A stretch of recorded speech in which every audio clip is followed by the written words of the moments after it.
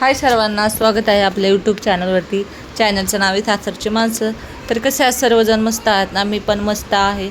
तर मी नवीन घरी आले होते, तर मला कळत नाही नेमकं कॅमेरा कसा ठेवावं, आडवा व्हिडिओ करावं की उभा व्हिडिओ करावा. तर हे सुचत नाही मला. चला म्हटलं आजपासून आपण उभेच व्हिडिओ करावे, कारण की उभा व्हिडिओ केल्यावर पूर्ण माणूस दिसतं, आडवा केल्यावर अर्धेच माणसं दिसतात. आणि उभा केल्यानं मला इंस्टाग्रामवरती पण माझं डेली रुटीन दाखवता येतं. त्याच्यामुळे मला एकच मोबाईल असल्यामुळे हे सर्व गोष्टी होत्यात. तर हा हे नवीन घरातला दुसरा दिवस आहे.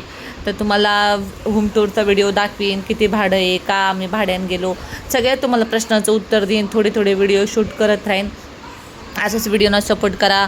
आणि असंच म्हणजे नाही का, तुमचं सपोर्ट असल्यामुळे मी अजून पुढे जाऊ शकते.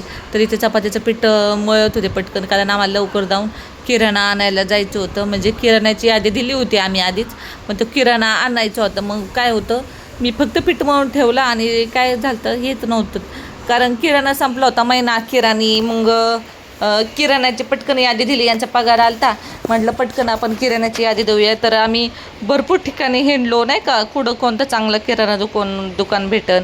तर आम्हाला शेवटी एक चांगलं किराणा दुकान भेटलं. मग तिथं आम्ही मस्त किराण्याची यादी वगैरे दिली आणि मग छानपैकी किराणा आला आणि एकदम म्हणजे क्वालिटी वगैरे चांगली. आता कोणी म्हणते तुम्ही डीमार्टवरून भरता का, कोणी म्हणतं तुम्ही म्हणजे नाही का कशातून वेगवेगळ्या ठिकाणातून आणता का, असं तसं. पण नाही, आम्ही एकच दुकान ठेवतो आणि तिथून मग ते किराणा घरी आणून वगैरे देतात. की मग आता इथं पनवेलमध्ये डीमार्ट आहे, परत काहीतरी रिलायन्सचं पण मॉल आहे, तिथं पण किराणा वगैरे आपण हाताने घेऊन आणू शकतो. पण एवढं रिक्षाचं भाडं तर कोण देईन ना. तर आधीच एक लिस्ट द्यायची, एक किराणा दुकान ठेवायचं. मुलींना चोकोज वगैरे आणलं होतं.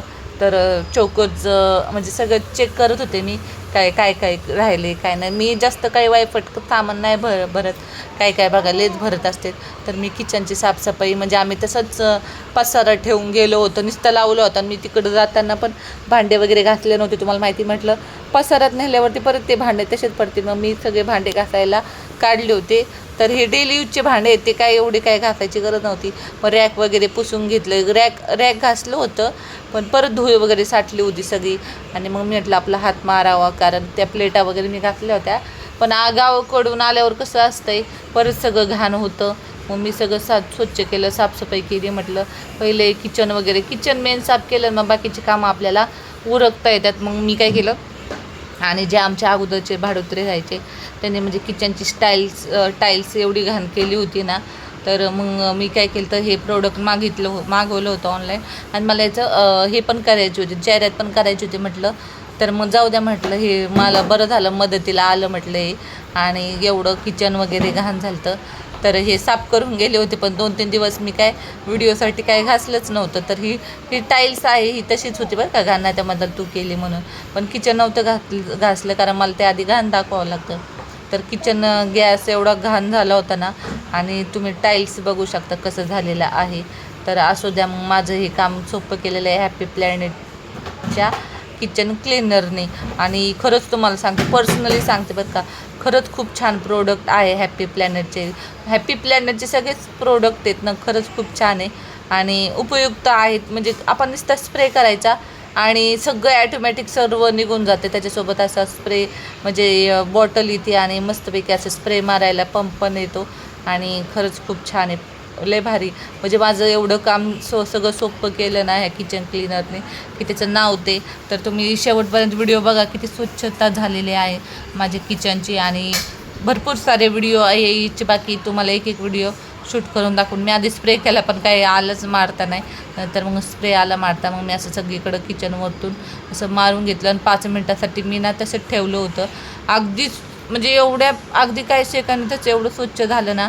आणि मग तुम्ही बघू शकता लगेच आता टाईल्सवरती मारल्यावर बघा किती स्वच्छ निघते, भारी वाटलं बरं का. आणि हे रूम आपलं स्वतःची घेतलेली रूम, आणि बघा ना परत भाड्याने जावं लागलं, कसं नशीब म्हणावं ना. पण असो, पॉझिटिव्ह विचार करायचे, होईल सगळं ठीक. तर आपण डोक्यात पण विचार नसतो केलेला. बघा तुम्ही किती घाण केलेली टाईल्स बघा ना, जे आधीचे राहणारे आहेत ते. तर आता आम्ही जेव्हा स्वतःच्या घरात जाऊ तेव्हा असं काही घाण करता येणार नाही.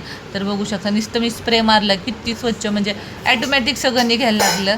आणि ना मी हे करणार आहे बरं का, वरती पण मला हे करायचं होतं, वरती चढायचं होतं, पण सगळं किचन आहे ना हे झालं होतं, ओलं झालं होतं, म्हणून मला वरती चढताना आलं. म्हटलं मोकर पाय बी मोडून घ्यायचे मी, माझं काही आता असं वेगळंच काम आहे, काही ना काही कुटाणं करत असते मी, असं काही करताना ना काही ना काही करत असते. तर सगळीकडून स्प्रे वगैरे मारला, ह्या ठिकाणी म्हणजे स्टँडला पण मारला, आणि सगळीकडं किचनचं साफ करायचं होतं. आता सगळं स्वच्छता करायची म्हटलं हे सगळं.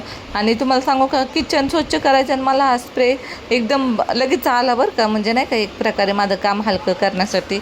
आणि मग मी काय केलं, स्क्रबच्या साहाय्याने हे सगळं स्वच्छ करून घेतलं, आणि ना सगळं किचन वगैरे स्वच्छ झालेलं आहे. तुम्हाला जर पाहिजे असेल तर मी प्रोडक्ट टॅग करत, किंवा मला इंस्टाग्रामवरती तुम्ही कमेंटमध्ये PP लिंक टाईप करत, तुम्हाला त्याची लिंक भेटून जाईल. तर हे भरपूर सारे बाजारात असे प्रोडक्ट आलेले आहेत, ते आपले कामं हलकी करून टाकतात, म्हणजे नाही का टेन्शनच नाही घ्यायचं कामाचं.